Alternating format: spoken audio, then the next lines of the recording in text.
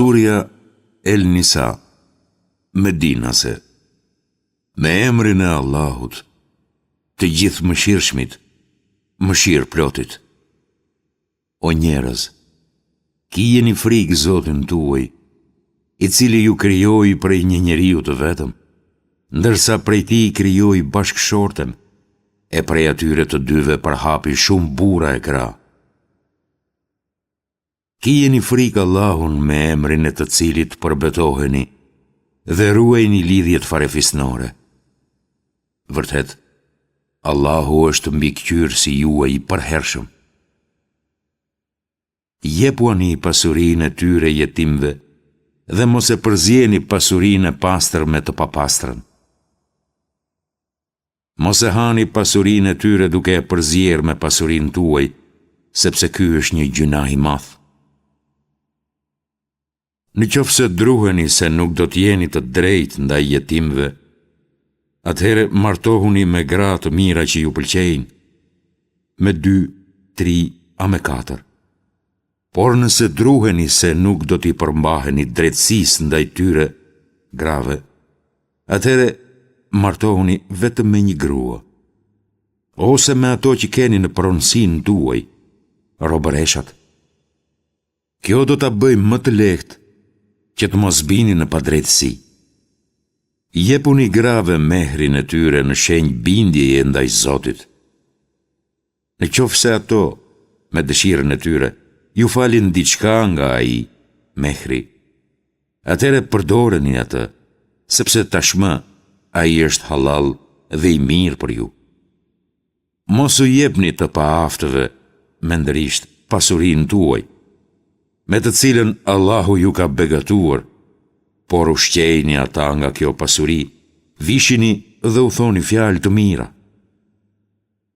Vërini në provë jetimët, derisa të bëhen për t'u martuar, e nëse vëreni tek ata pjekuri, atëhere jepuani pasurinë e tyre. Mos e hani pasurinë e tyre duke e shpërdoruar dhe duke u ngutur të përfitoni para se të rriten. Kush është i pasur, le të ruhet, e kush është i varfër, le të hajë me mas. Kur t'u dorëzoni jetimve pasurinë e vet, bëjeni këtë në prani të dëshmitarëve. Allahu është i mjaftueshëm si llogaritës. Meshkujve u takon pjesë nga pasuria që kanë lënë prindrit dhe të afërmit të tyre. Edhe femrave u takon pjesë nga ajo që kanë lënë prindrit dhe të afërmit, qoftë pak apo shumë. Këto janë pjesë të përcaktuara nga Zoti. Nëse gjatë ndarjes së trashëgimisë janë të pranishëm farefisi i largët, jetimët dhe të varfrit, udhëroni edhe atyre diçka e u thoni fjalë të mira.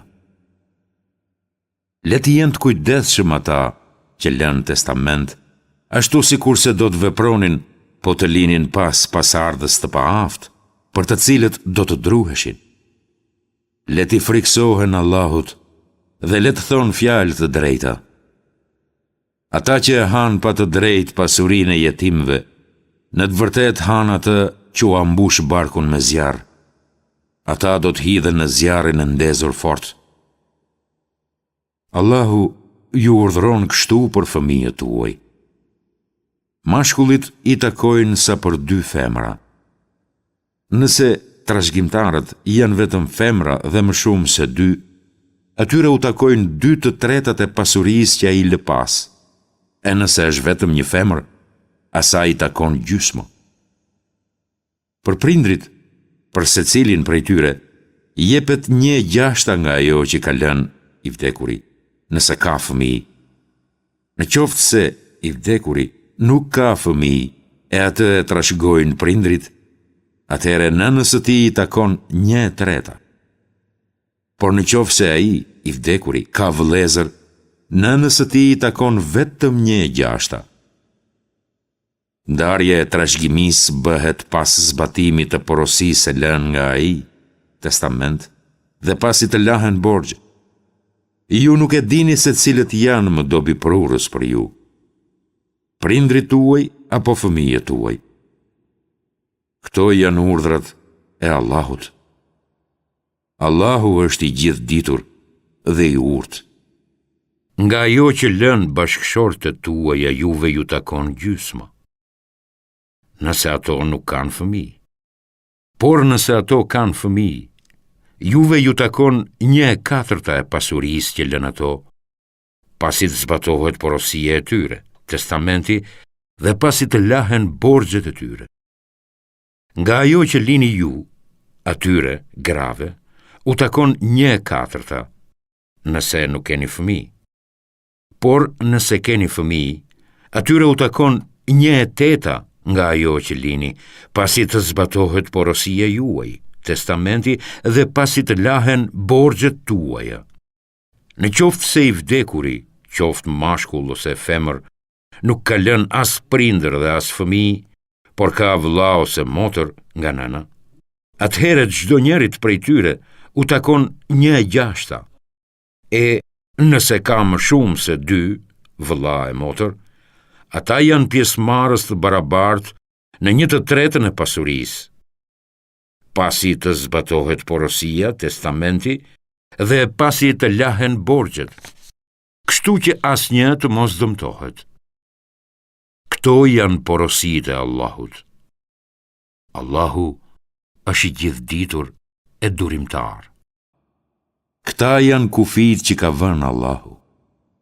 Ata që i binden Allahut dhe të dërguarit të tij, do të hynë në kopshte, në për të cilat rrjedhin lumenj e ku do të jenë përgjithmonë. Ky është suksesi më i madh. Ndërsa ata që e kundërshtojnë Allahun dhe të dërguarin e tij dhe i shkelin kufijtë e tij, do të futen në zjarr, ku do të jenë përjetësisht. Për ta është përgatitur një dënim poshtërues. Nëse ndonjëra nga gratë tuaja bën imoralitet, kërkoni që kjo vepër të dëshmohet nga 4 veta, burra prej jush. Nëse këta dëshmojnë, atëre i mbyllni ato, gratë, në shtëpi, derisa t'u vi vdekja ose derisa Allahu të përcaktojë ndonjë zgjidhje tjetër për to. Nëse një burrë e një grua kryen imoralitet, ju ndëshkojni që të dy. Por nëse ata pendohen dhe përmirësohen, atëre hiqeni dënimin, se Allahu e pranon pendimin dhe është mëshirëplot. Pendimi i pranueshëm tek Allahu është vetëm ai i atyre që e bëjnë të keqen nga padjenia dhe pendohen menjëherë. Ja, këtyre u pranon pendimin Allahu. Allahu është i gjithditur e i urtë. Nuk është i pranueshëm pendimi atyre që vazhdimisht bëjnë vepra të këqija, dhe vetëm atëherë kur ndonjërit prej tyre i vjen vdekja, thotë: unë tani me të vërtet u pendova. As pendimi i atyre që vdesin si jo besimtar. Për ta kemi përgatitur dënimin më të ashpër. O ju që keni besuar, ju është ndaluar të trashëgoni gratë e të vdekurve kundër dëshirës së tyre. Mos u sillni vrasht me gratë me qëllim që t'u merrni një pjesë nga ajo, thurata martesore, që u keni dhënë, përveç se nëse ato bien në imoralitet. Jetoni dhe silluni mirë me to. Nëse nuk i pëlqeni aq shumë ato, bëni durim, sepse ndodh që ju ta urreni diçka dhe Allahu nëpërmjet saj të jap mirësi të shumta. Në qoftë se ju vendosni të lini një grua për të marrë një tjetër, kur asaj së parës i keni dhënë plaçkë të madhe, mos merrni prej asaj plaçke asgjë. A do ta merrnit atë pa drejtësisht e duke bërë gjunah të qartë? E si mund t'ua merrni atë plaçkë, kur ju i keni dhënë njëri tjetrit dhe kur ato kanë marrë prej jush një premtim të fortë? Mos u martoni me ato gra me të cilat kanë qenë martuar etrit tuaj, përveç asaj që ka kaluar para Islamit. Kjo ka qenë vërtet poshtërsi e madh, vepër e urryer tek Zoti dhe një zakon i shëmtuar. Ju është ndaluar martesa me nënat tuaja, me bijet tuaja, me motrat tuaja, me hallat tuaja, me tezet tuaja, me bijt e vllajt, me bijet e motrës, me mëndeshat që ju kanë dhënë gji, me motrat nga gjiri, me nënat e grave tuaja, vjerat, dhe me thjeshtrat, vajzat e grave tuaja, me të cilat keni kryer kontakt. Por nëse nuk keni pasur kontakt me to, me gratë, atëherë s'ka penges. Ju është ndaluar martesa edhe me gratë e bijve tuaj, që janë të lindur nga ju, jo të bijve të adoptuar, dhe të jeni të martuar një herazi me 2 motra, përveç rasteve që tashmë kanë kaluar. Vërtet, Allahu është falës e mëshirëplot. Ju është ndaluar martesa edhe me gratë që janë tashmë të martuar, përveç atyre, robinjeve, që i keni në posedimin tuaj. Ky është urdhri i Allahut për ju. Veç këtyre, për ju janë të lejuara të gjitha gratë e tjera që t'i merrni në martesë me pasurinë tuaj, duke pasur për qëllim bashkëshortësinë, jo prostitucionin. Jepjani mehrin e caktuar bashkëshorteve tuaja me të cilat keni kontaktuar. Nuk ka gjuna për ju nëse me mirë kuptim të dyanshëm e shtoni a e paksoni mehrin. Allahu është i gjithë ditur e i urtë. Ai që nuk ka mundësi materiale që të martohet me femra të lira besimtare, le të martohet me besimtaret që i kanë në pushtetin e tij, robëreshat. Allahu e di më së miri besimin tuaj. Ju jeni të njëri tjetrit.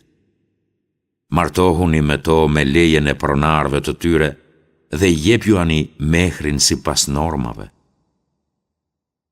Ato të jenë të ndershme e jo imorale, të hapura apo të fshehta, që jetojnë me partner jashtëmartesor. Pasi jeni martuar, nëse ato bëjnë imoralitet, ndëshkimi ndaj tyre është sa gjysma e ndëshkimit përcaktuar për gratë e lira. Kjo është e lejueshme për ata që friksohen se do të bie në imoralitet. Megjithatë, nëse përmbaheni, kjo është më mirë për ju. Allahu është falës e mëshirëplot. Allahu dëshiron t'ju sqarojë çështjet, t'ju drejtojë në rrugën e atyre që ishin para jush dhe t'ju pranojë pendimin. Allahu është i gjithdijshëm e i urtë. Allahu dëshiron t'ju pranojë pendimin, ndërsa ata që jepen pas epsheve dëshirojnë që ju të largoheni tërësisht nga rruga e drejtë. Allahu dëshiron t'ju lehtësojë vështirësitë, pasi njeriu është krijuar si një qenie e dobët. O ju që keni besuar, mos e hani pasurinë e njëri tjetrit me mënyra të palejueshme, përveç rastit kur është tregti me pëlqim të dyanshëm, dhe mos e vrisni veten. Vërtet, Allahu është mëshirëplot me ju. Këdo prej jush që i bën këto gjëra armiqësisht dhe padrejtësisht, ne do ta hedhim në zjarr, dhe kjo është e lehtë për Allahun. Nëse largoheni prej gjunaheve të mëdha që ju janë ndaluar, ne do t'ju afalim gjunahet tuaja dhe do t'ju çojmë në një vend nderi. Mos lakmoni ato gjëra me të cilat Allahu ka dalluar disa prej jush mbi disa të tjerë. Meshkujt meritojnë aq sa kanë punuar, po ashtu edhe femrat meritojnë aq sa kanë punuar. Kërkoni prej Allahut nga mirësitë e tij. Allahu ka dije të plot për çdo gjë. Ne i kemi caktuar se cilit prej jush të afërm që trashëgojnë nga ajo që lënë prindrit dhe farefisi. Jepuni pjesën e vet edhe atyre me të cilët keni marrëveshje. Allahu është dëshmitar për çdo gjë. Burrat kanë autoritet mbi gratë, për shkak të dallimit që Allahu ka bërë disave mbi disa të tjerë dhe për shkak të shpenzimeve që ata bëjnë nga pasuria e tyre. Prandaj gratë të mira janë ato të dëgjueshmet, që ruajnë fshehtësitë që ka urdhëruar Allahu.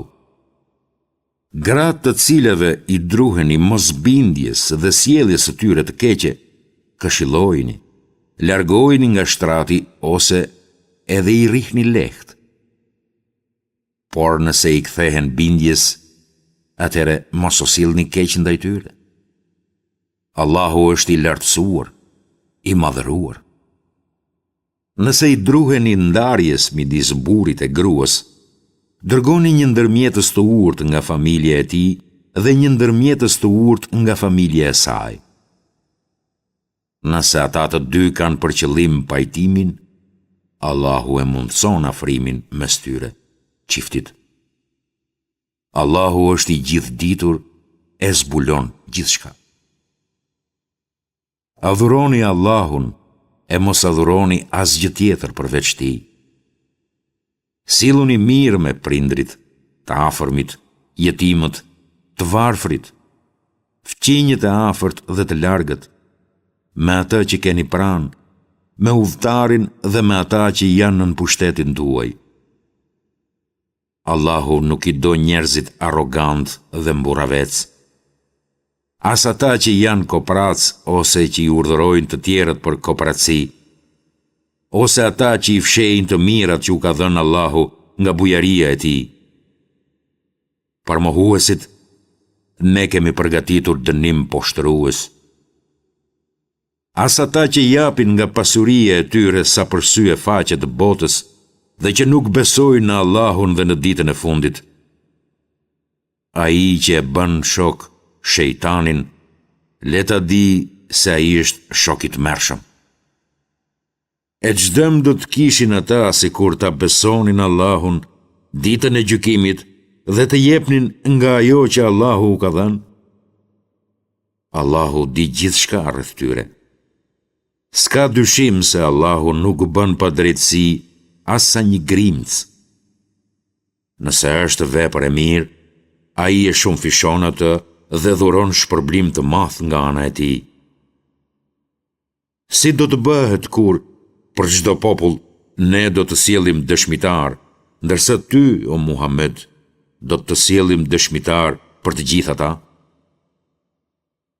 Atë ditë, ata që nuk kanë besuar dhe që kanë kundërshtuar të dërguarin, do të dëshironin të rrafshojë toka mbi ta, sepse ata nuk do mund t'i fshehin Allahut asgjë.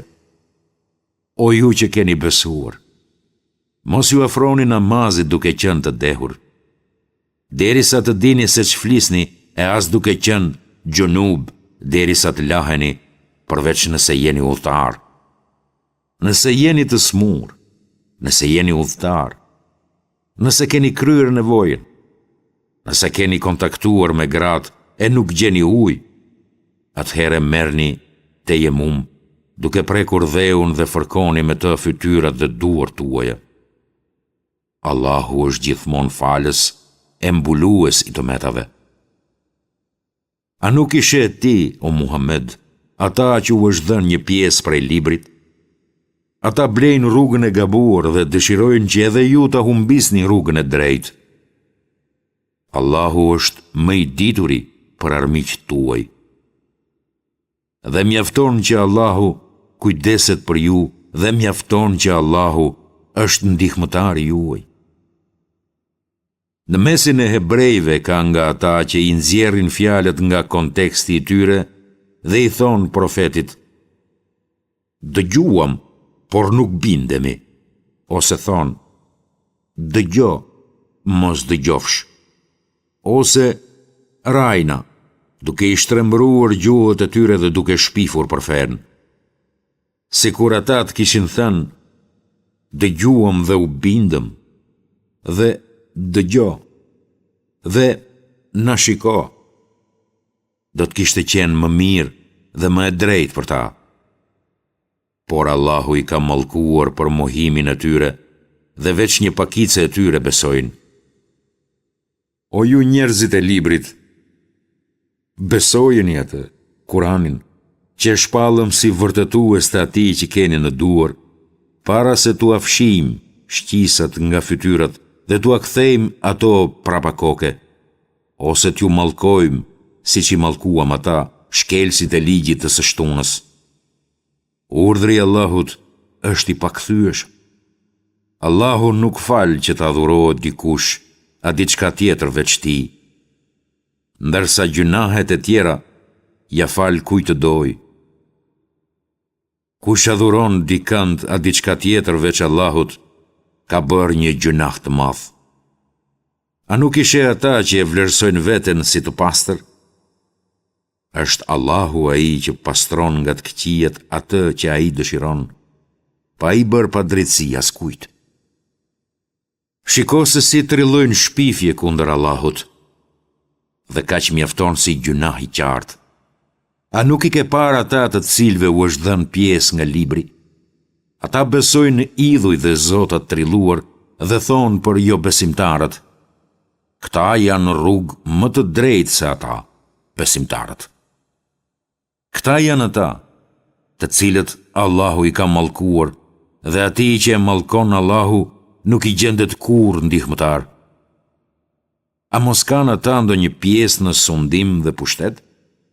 Nëse do të ishte kështu, ata nuk do t'u jepin njerëzve asnjë nakir. Cip mbështjellëse e bërthamës hurmës. Apo mos i kanë zili njerëzit për çfarë u ka dhuruar Allahu nga mirësitë e tij? Ne u dham pasardhësve të Ibrahimit librin e urtësinë, si dhe pushtet të madh. Disa prej tyre e besuan atë, Muhamedin, e disa e mohuan. Mjafton për këta të fundit zjarri i xhehenemit i ndezur fort. Nuk ka dyshim se ata që kanë mohuar argumentet tona do t'i flakim në zjarr. Sa herë që do t'u digjet një lëkurë, ne do t'u azvëndsojmë me lëkurë tjetër që ta shijojnë mirë dënimin. Allahu është i plot fuqishëm e i urtë. Por ata që kanë besuar dhe kanë bërë vepra të mira, ne do t'i fusim në kopshte, në për të cilat rjedhin lumenj, ku do të jenë të përjetshëm. Atje do të kenë edhe bashkëshorte të pastra, e hije të mrekullueshme. Allahu ju urdhëron që amanetet t'u ktheni atyre që u përkasin dhe kur të gjykoni midis njerëzve, të gjykoni me drejtësi. Vërtet, sa të mrekullueshëm janë urdhrat që ju jep ai. Allahu dëgjon dhe sheh si veproni. O ju që keni besuar, bindjuni Allahut, bindjuni të dërguarit dhe udhëheqësve tuaj. Nëse nuk pajtoheni për ndonjë çështje, atëherë parashtrojeni atë tek Allahu dhe tek i dërguari, nëse vërtet e besoni Allahun dhe ditën e fundit. Kjo është më e dobishmja dhe përfundimi më i mirë. A nuk i ke parë ata që pohojnë se besojnë në shpalljen që të është dhënë ty, o Muhammed, dhe në shpalljet e ardhura para teje, por në të vërtet dëshirojnë që mes tyre të gjykojnë taguti, shejtani, megjithse janë urdhëruar ta mohojnë atë. Shejtani dëshiron t'i çojë ata shumë larg nga e vërteta. Kur u thuhet atyre, ejani të shpallja që ka sjellë Allahu dhe tek i dërguari, dy fytyrakët të kthejnë shpinën. Atëhere, si do t'jetë gjendje e tyre kur t'i godas gjema? Për shkak të veprave që kanë bërë vetë me duart e tyre? Ata do të vinë tek ti e duke u betuar në Allahun do të thonë: ne kemi dëshiruar veç se për mirësim e pajtim. Këta janë ata të cilve Allahu u a di çfarë kanë në zemrat e tyre. Por ti i ri larg tyre, por qortoj dhe thua ju fjalë që prekin zemrat. Ne i kemi dërguar profetët që njerëzit me lejen e Allahut t'u binden atyre. E sikur ata, hipokritët, pas padrejtësive që i bën vetes së tyre, të vinin tek ti, o Muhammed, e ti kërkonin falje Allahut dhe i dërguari të kërkonte falje tek Allahu për ta, ata do ta njihnin Allahun si pranues të pendimit dhe mëshirëplot. Për Zotin tënd, jo, ata nuk janë besimtar, përderisa nuk të zgjedhin ty për të gjykuar në konfliktet mes tyre dhe pastaj të mos ndjejnë kur far pak kënaqësie nga gjykimi yt, por të binden sinqerisht. Sikur ne t'i urdhëronim ata të flijonin veten, ose të linin shtëpitë e tyre, shumë pak prej tyre do ta bënin këtë. Sikur të vepronin ashtu siç këshilloheshin, kjo do të kishte qenë më e mira për ta dhe një përforcim më i madh në besimin e tyre. Atëherë ne do t'u jepnim atyre shpërblim të madh nga ana jon dhe do t'ju udhëzonim në rrugë të drejtë. Kushdo që i bindet Allahut dhe të dërguarit, do t'jetë me ata, të cilve Allahu u ka dhuruar mirësi të shumta, me profetët, me të sinqertët, me dëshmorët dhe me vepër mirët. Sa shok të mirë janë ata. Ky është shpërblimi që vjen prej Allahut dhe mjafton që Allahu di gjithçka. O ju që keni besuar, rini në gatishmëri dhe dilni grup pas grupi ose të gjithë së bashku. Ka, sigurisht, prej jush që do të bishtënonin. E nëse ju godet ndonjë fatkeqësi, ata thonë, Allahu më favorizoi që nuk isha bashkë me ta. Por nëse juve ju vjen ndonjë e mirë nga Allahu, ata a thua se mes jush dhe atyre nuk ekziston ndonjë lloj dashurie, me siguri do të thonë, si kur të kisha qenë së bashku me ta, e të kisha arritur një fitim të madh. Le të luftojnë në rrugën e Allahut ata që e japin jetën e kësaj bote për botën tjetër. Kush lufton në rrugën e Allahut, e vritet ose fiton, ne do t'i japim atij shpërblim të madh. Dhe përse të mos luftoni ju në rrugën e Allahut dhe për shpëtimin e të shtypurve, për meshkujt e pafuqishëm, gratë dhe fëmijët të cilët luten, Zoti ynë, na shpëto nga ky vend, banorët e të cilit janë mizor, dhe cakto për ne nga ana jote një mbrojtës dhe na jep nga ana jote ndihmë.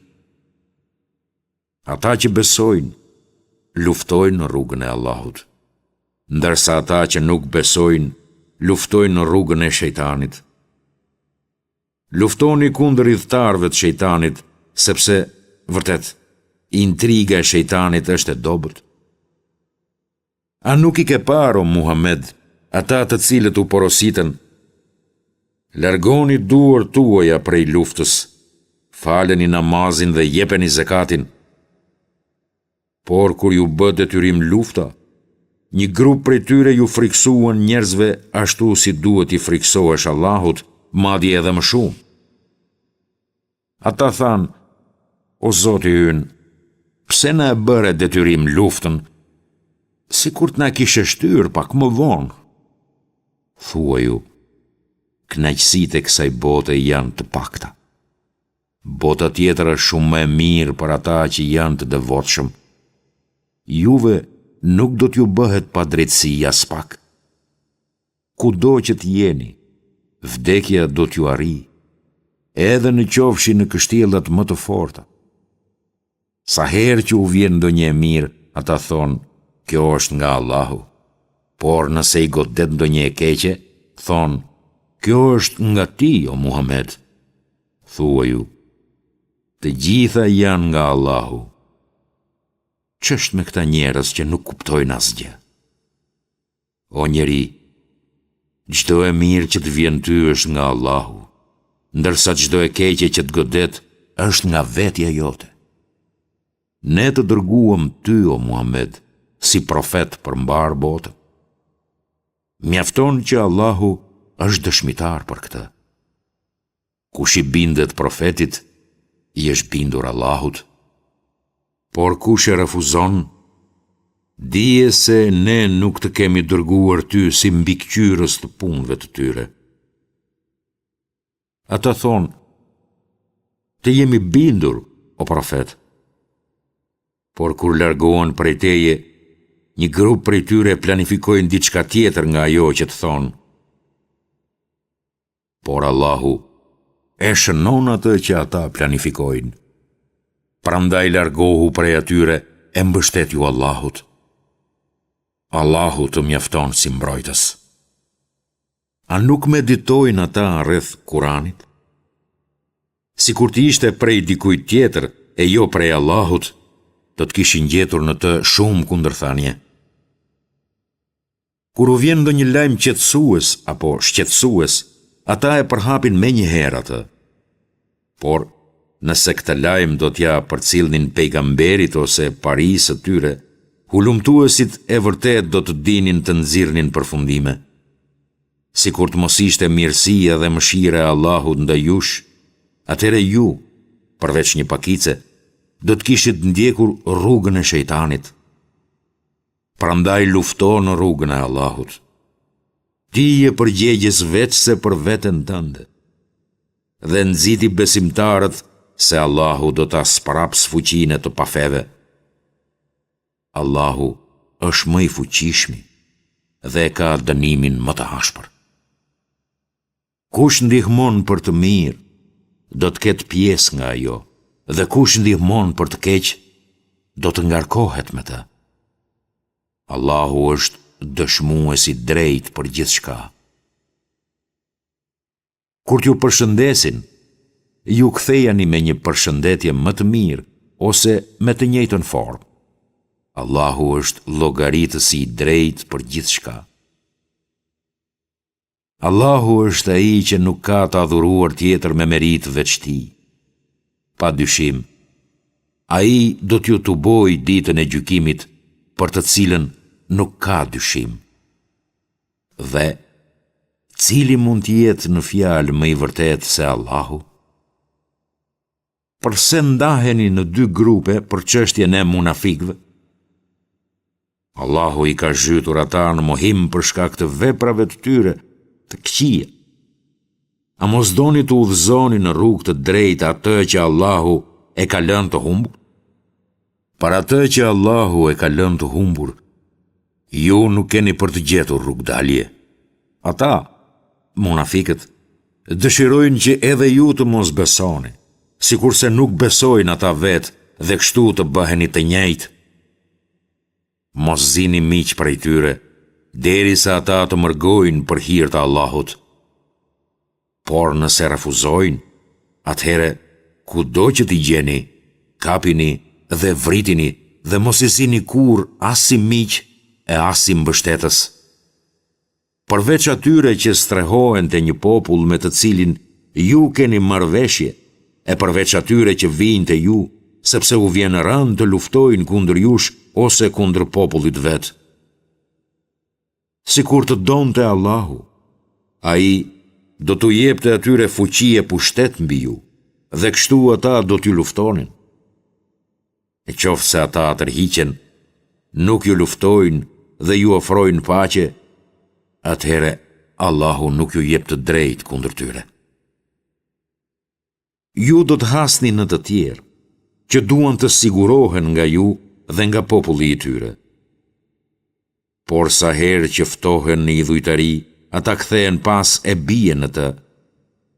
Kështu, në qoftë se këta nuk largohen prej jush, nuk ju ofrojnë paqe dhe nuk heqin dorë nga lufta kundër jush, atëhere kapini dhe vritini kudo që t'i ndeshni. Ne ju kemi dhënë argument të qartë kundër tyre. Asnjë besimtar nuk duhet ta vrasë një besimtar tjetër, përveç se gabimisht. Kushdo që vret gabimisht një besimtar, ai është i detyruar të lirojë një skllav besimtar dhe shpagimin e gjakut t'ia dorëzojë familjes së tij, veç në qoftë se ata ja falin gjakun. Në qoftë se ai, i vrari gabimisht, është besimtar, por i takon një populli që është në luftë me ju, atëhere është detyrim vetëm lirimi një skllavi besimtar. Në qoftë se ai, i vrari, është nga një popull me të cilin ju keni marrëveshje, atëherë është detyrim që familjes së tij t'i dorëzohet shpagimi i gjakut dhe që të lirohet një skllav besimtar. E kush nuk ka mundësi të lirojë një skllav, le ta agjerojë 2 muaj rresht si formë pendese para Allahut. Allahu është i gjithditur e i urtë. Çdo kush që vret një besimtar qëllimisht, dënimi i tij është xhehenemi, në të cilin do të jetë përgjithmonë. Allahu është i zemëruar ndaj tij, e ka mallkuar dhe ka përgatitur për të dënim të rënd. O ju që keni besuar, kur marshoni në rrugën e Allahut, të jeni të matur, dhe të mos u thoni atyre që ju përshëndesin me selam, nuk jeni besimtar, për të arritur me këtë ndonjë fitim në jetën e kësaj bote. Tek Allahu ka begati të mëdha. Ashtu ishit edhe ju më parë, derisa Allahu ju dha nga të mirat e tij. Pra, matuni mirë. Allahu di gjithçka që ju bëni. Nuk janë një lloj ata besimtar që rinë në shtëpitë e tyre, përveç të paaftëve, me ata që luftojnë në rrugën e Allahut me pasurinë dhe me jetën e tyre. Ata që luftojnë me pasurinë dhe me jetën e tyre, Allahu i ngren në një shkallë më të lartë se ata që rrinë në shtëpi. Allahu u ka premtuar të gjithëve mirësi, por i ka dalluar luftëtarët mbi ata që nuk luftojnë me shpërblim të madh, me grada të larta nga ai, me falje gjunahesh dhe mëshirë. Allahu është falës e mëshirë plot. Kur melekët u marrin shpirtin atyre që e kanë ngarkuar veten me padrejtësi, u thonë, në ç'gjendje gjendje ishit? Ata thonë, ne ishim të dobët në tokë. Melekët do t'u thonë, a nuk ishte e gjerë toka e Allahut që të mërgonit në të? Këta do ta kenë vendbanimin në xhehenem. Sa i keq është ai vendbanim. Përveç atyre që janë të paaftë, burra, gra e fëmijë të cilët nuk e gjejnë mundësinë dhe rrugën për të mërguar. Për këta shpresohet që Allahu do t'i falë. Allahu është falës i madh dhe mbulues i gjunaheve. Kush mërgon për hir të Allahut, ka për të gjetur strehim gjithandej dhe begati të shumta. Kush del prej shtëpisë si emigrues për tek Allahu dhe i dërguari i tij, dhe e zëvdekja, Allahu me siguri do ta shpërblejë atë. Allahu është falës e mëshirë plot. Kur të jeni në udhëtim, nuk është gjuna për ju nëse e shkurtoni një pjesë të namazit, nëse keni frikë se mos jo besimtarët mund t'ju sulmojnë. Me të vërtet, jo besimtarët janë armiq tuaj të hapur. Kur t'jesh mes tyre, o Muhammed, e dëshiron t'u prish në faljen e namazit në luftë, atëherë disa prej tyre le të vinë të falen me ty dhe le t'i mbajnë pranë edhe armët e veta. Kur të mbarojnë në sejdën, këta le të qëndrojnë prapa jush në roje, e le të vinë ata të tjerët që ende nuk janë falur, e le të falen me ty. Le të jenë në gjendje gatishmërie, duke mbajtur armët e veta. Jo besimtarët dëshirojnë që ju të jeni të pakujdesshëm ndaj armëve e pajimeve tuaja, me qëllim që t'ju sulmojnë me tërë fuqitë. Nëse jeni të lodhur nga ndonjë shi, ose jeni të smur, nuk është gjuna për ju që t'i lini armët, por edhe atëhere jini syçel. Allahu ka përgatitur për jo besimtarët një dënim poshtërues. Pasi të falni namazin e frikës, përmendeni Allahun kur jeni në këmbë, ulur atë mbështetur, e kur të jeni të qetë nga rreziku, atëhere faleni namazin në mënyrë të rregullt sepse namazi është detyrimi përcaktuar për besimtarët. Mos u tregoni të dobët kur të ndiqni armikun. Nëse ju ndjeni dhimbje, dijeni se edhe ata, sikur ju, ndjejnë dhimbje. Por ju shpresoni nga Allahu atë çka ata nuk e shpresojnë. Allahu është i ditur e i urtë. Ne të kemi zbritur ty, o Muhammed, librin, Kuranin, me të vërtetën, që të gjykosh mes njerëzve me atë që të mësoi Allahu. Mos u dil kur në krah tradhtarëve. Kërkoj falje Allahut, sepse Allahu është falës e mëshirëplot. Mos polemizo në emër të atyre që tradhtojnë vetveten. Allahu nuk i do ata që janë tradhtar e gjunaqtar. Ata fshihen prej shikimit të njerëzve e nuk ruhen prej shikimit të Allahut, dhe ai është afër tyre kur thurin plane me të cilat ai nuk është i kënaqur. Allahu i përfshin të gjitha veprimet e tyre. Ju polemizoni për t'i mbrojtur ata në jetën e kësaj bote.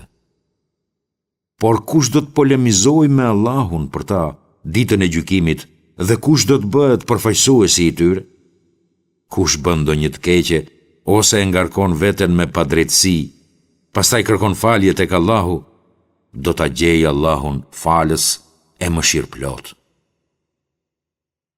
Kush bën gjuna, ka ngarkuar veç vetveten. Allahu është i gjithditur e i urtë. Kush bën një gabim ose gjuna, e pastaj ja hedh atë një të pafajshmi, në të vërtetë është ngarkuar me fajin e shpifjes dhe me një gjunah të qartë.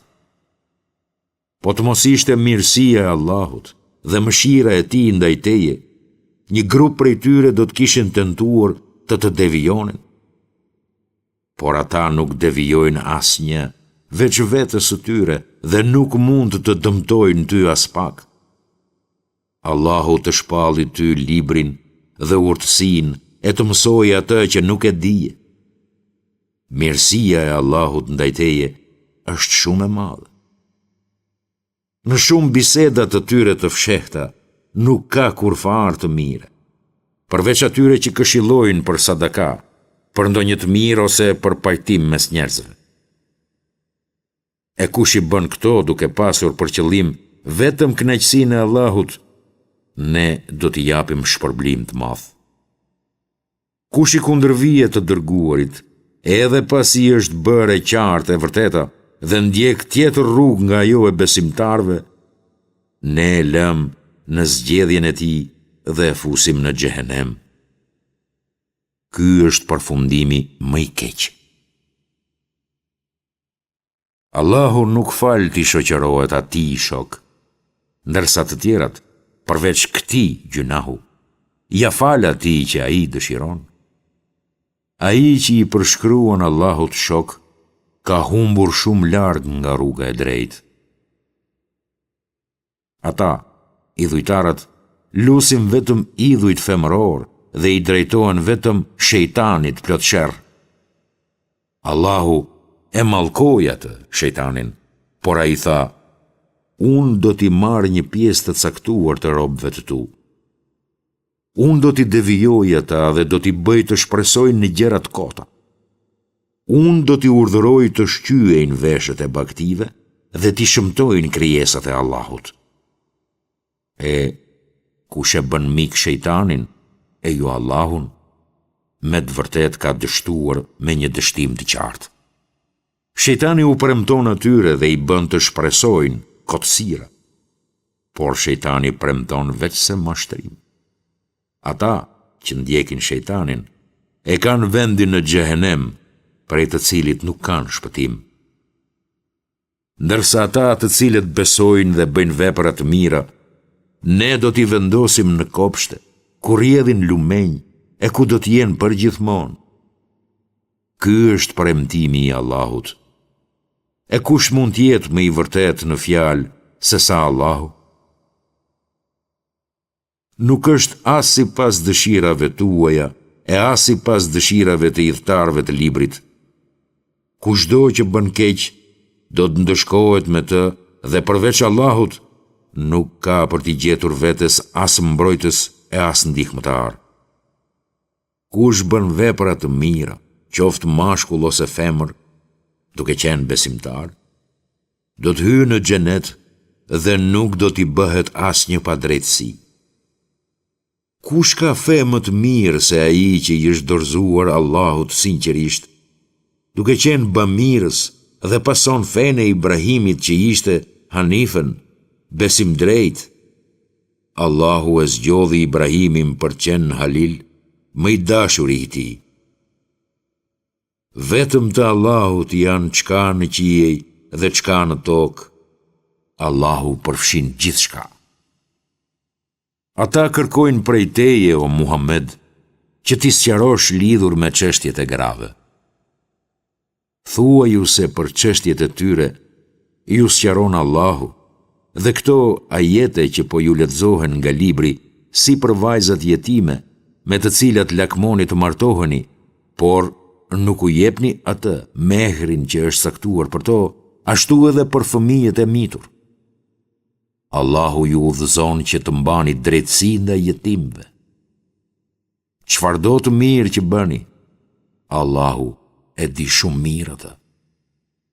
Nëse ndonjë grua i friksohet të largimit ose ftohjes së burrit vet ndaj asaj, atëherë ata nuk gabojnë nëse gjejnë rrugë pajtimi me njëri tjetrin. Pajtimi është më i miri. Njerëzit janë të prirur nga lakmia. Nëse ju bëni mirë dhe tregoheni të devotshëm, s'ka dyshim se Allahu di gjithçka që bëni ju. Ju nuk do të mund të mbani drejtësi të plot mes grave, edhe nëse përpiqeni. Por mos anoni tërësisht nga njëra, e ta lini tjetrën pezull. Nëse ju i përmirësoni marrëdhëniet dhe ruheni nga padrejtësitë, pa dyshim, Allahu është falës e mëshirëplot. Nëse ata nuk gjejnë rrugë pajtimi e ndahen, Allahu do të begatoj se cilin prej tyre me mirësitë e tij. Allahu është bujar dhe i urtë. Vetëm të Allahut janë çka në qiej e çka në tokë. Ne i kemi porositur ata që ju dha libri para jush, ashtu si edhe ju, që ta keni frikë Allahun. Por nëse ju e mohoni atë, ta dini se të Allahut janë çka në qiej e çka në tokë. Allahu është jo nevojtar e i lavdruar. Të Allahut janë çka në qiej e çka në tokë.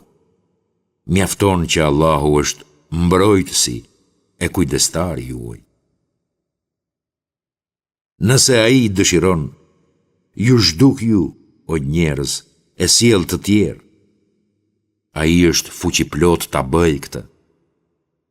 Kush dëshiron shpërblimin e kësaj bote, le ta di se tek Allahu është shpërblimi edhe i kësaj bote, edhe i botës tjetër.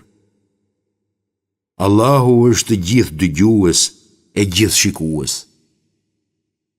O ju që keni besuar, të jeni përherë dëshmues të së drejtës për hir të Allahut, edhe nëse kjo është kundër vetes tuaj, kundër prindërve tuaj ose kundër të afërmve tuaj, qoftë ai për të cilin dëshmohet pasanik ose varfanjak, sepse Allahu është më i ditur rreth tyre. Mos ndiqni emocionet e t'i shmangeni drejtësisë.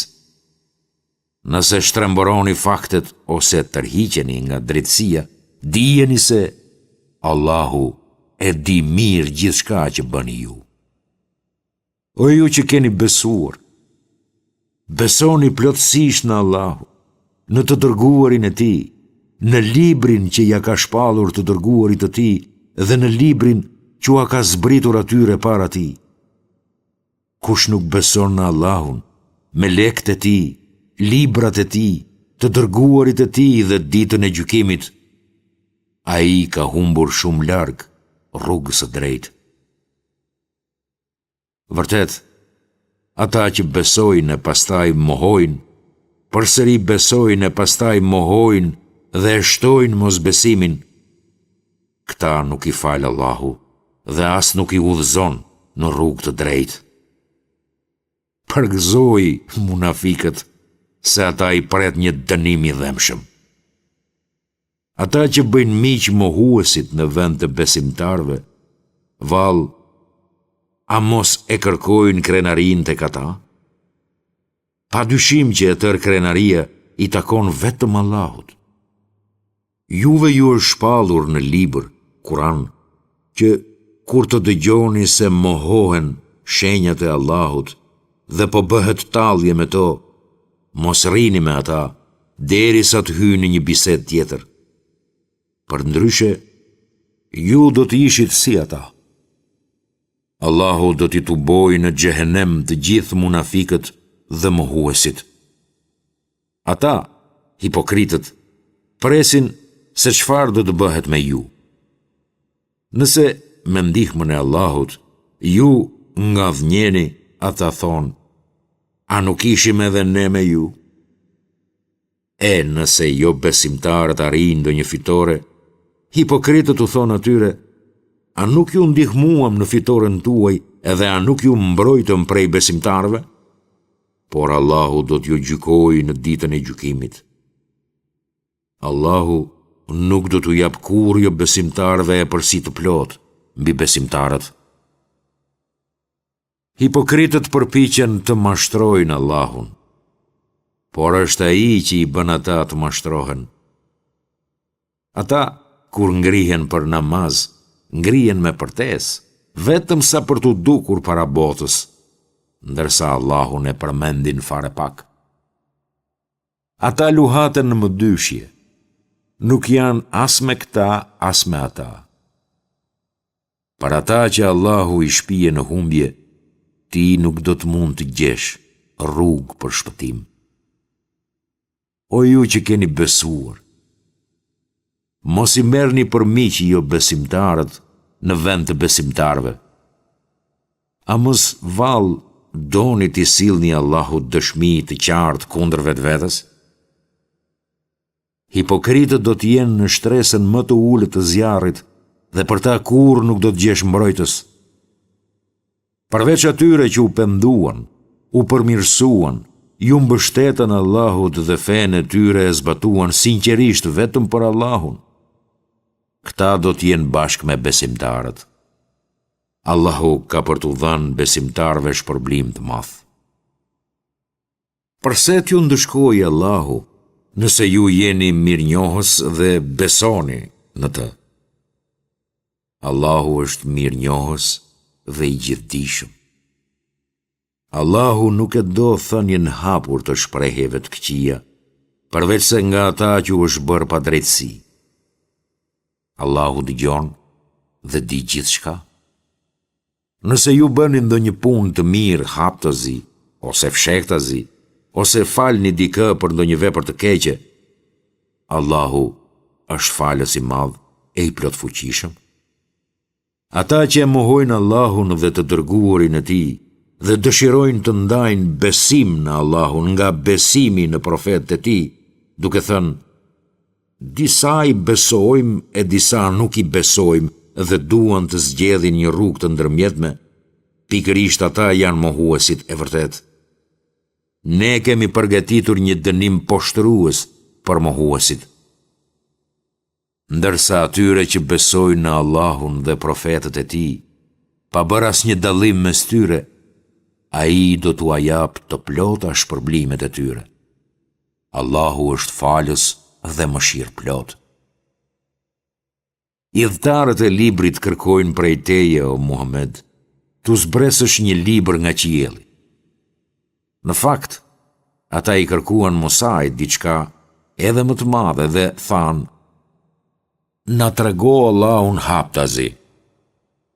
Atëhere, ata i kapi rrufeja, për shkak të poshtërsisë që bën. Pastaj i adhuruan për Zot viçin edhe pasi u patën ardhur shenjat të qarta. Ne i falëm ata dhe i dham Musait pushtet të qartë, që ata t'i përmbaheshin besës ne ngritëm mbi ta malin tur. Ne u tham, hynit e portët për ullur. Gjithashtu u tham, mos e përdhosni të shtunën, dhe pa të marë prej tyre një besë të fortë. Ata u mallkuan. Për shkak të shkeljes së beslidhjes me Zotin, të mohimit të shpalljeve të Allahut, të vrasjes së pejgamberëve pa kurfar të drejtë dhe të thënies së tyre, zemrat tona janë të mbyllura. Allahu u avullosi ato, zemrat, për shkak të mohimit të tyre. Prandaj vetëm pak prej tyre do të besojnë. Ata u mallkuan, edhe për shkak të mosbesimit të tyre dhe të shpifjes së rëndë kundër Meriemës, edhe për shkak se thoshin me mburje, ne e vram Mesihun, Isan, birin e Meriemës, të dërguarin e Allahut. Në fakt, ata as nuk e vran, as nuk e kryqëzuan, por ashtu ju duk. Ata që nuk pajtohen për çështjen e tij janë gjithë dyshime për të. Ata nuk kanë për të kurfar dije të saktë, por veç hamendësime. Në të vërtetë, ata nuk e vranë atë. Jo, Allahu e ngriti atë pranë vetes. Allahu është i plot fuqishëm e i urtë.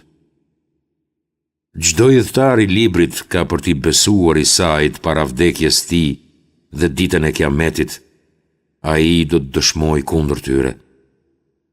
Për shkak të padrejtësisë së hebrejve dhe për shkak se ata penguan shumë nga rruga e Allahut, ne u bëm haram disa të mira që më parë ishin të lejuara. Edhe për shkak të përfitimit nga kamata, ndërkohë që e kishin të ndaluar atë, si edhe për shkak të ngrënies së pasurisë së njerëzve në mënyrë të padrejtë, ne kemi përgatitur dënim të dhimbshëm për ata prej tyre që nuk besuan.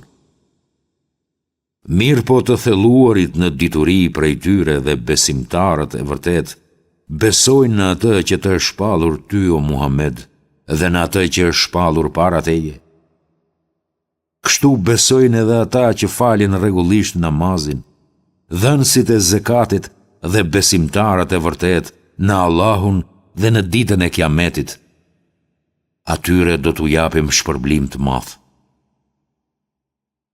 Ne të dërguam ty o Muhammed me shpallje, ashtu siç dërguam me shpallje Nuhun dhe profetët pas tij, siç dërguam me shpallje edhe Ibrahimin, Ismailin, Ishakun, Jakubin dhe pasardhësit e tij, Isain, Ejubin, Yunusin, Harunin, Sulejmanin. Edhe Davudit, i dham Zeburin. Ne dërguam profetët për të cilët të kemi treguar më parë dhe profetët për të cilët nuk të kemi treguar. Ndërsa Musait, Allahu i foli me fjalë. Profet që të ishin përgëzues dhe paralajmërues, në mënyrë që njerëzit të mos kishin justifikim para Allahut pas ardhjes së të dërguarve. Allahu është krenar dhe i urtë. Por Allahu dëshmon se atë shpallje që ta zbriti ty, ta zbriti nga dija e vet, edhe melekët dëshmojnë. Por mjafton që Allahu është dëshmues. Ata që kanë mohuar dhe kanë penguar njerëzit nga rruga e Allahut, ata kanë humbur shumë larg prej udhës së drejtë. Ata që nuk besojnë dhe bëjnë padrejtësi, Allahu as nuk ka për t'i falur, e as nuk ka për t'i drejtuar në asnjë rrugë tjetër, përveç se drejt rrugës së xhehenemit, ku do të jenë përgjithmonë. Dhe kjo për Allahun është e lehtë. O njerëz, juve ju ka ardhur i dërguari me të vërtetën nga Zoti juaj. Prandaj besoni se kjo është më mirë për ju. Por, nëse ju nuk e besoni, ta dini se vetëm Allahut i përket gjithçka që gjendet në qiej dhe në tokë. Allahu është i gjithditur e i urtë. O idhtarët e librit, mos e kaloni kufiri në fen tuaj dhe për Allahun thoni vetëm të vërtetën. Mesihu, Isai, i biri i Merjemes, ishte vetëm i dërguar i Allahut dhe fjala e tij, Allahut, që ja drejtoi Merjemes, si dhe shpirt i krijuar nga ai. Prandaj besoni në Allahun dhe të dërguarin e tij dhe mos thoni, është trini. Hiqni dorë sepse është më mirë për ju. Allahu është një Zot i vetëm, qoftë i lavdëruar. Ai është i lartësuar dhe i pastër nga mangësitë për të pasur fëmijë. E tij është gjithçka që gjendet në qiej dhe në tokë. Mjafton Allahu si rregullues i çështjeve të gjithësisë. Mesihu nuk do të refuzonte kurrë të ishte rob dhe adhurues i Allahut dhe as melekët më të zgjedhur. Ai që i largohet adhurimit të tij dhe bëhet mendje madh, le ta di se ai, Allahu, do t'i tubojë të gjithë para tij për llogarinë me drejtësi. Atyre që besuan dhe bën vepra të mira, ai do t'u përmbush shpërblimin e merituar dhe do t'u ashtojë atë më shumë prej mirësisë së tij. Ndërsa ata që i largohen adhurimit të tij dhe tregohen kryeneç, do t'i ndëshkojë me një dënim të dhëmshëm dhe nuk do të gjejnë për veten e tyre asnjë mbrojtës ndihmëtar tjetër veç Allahut.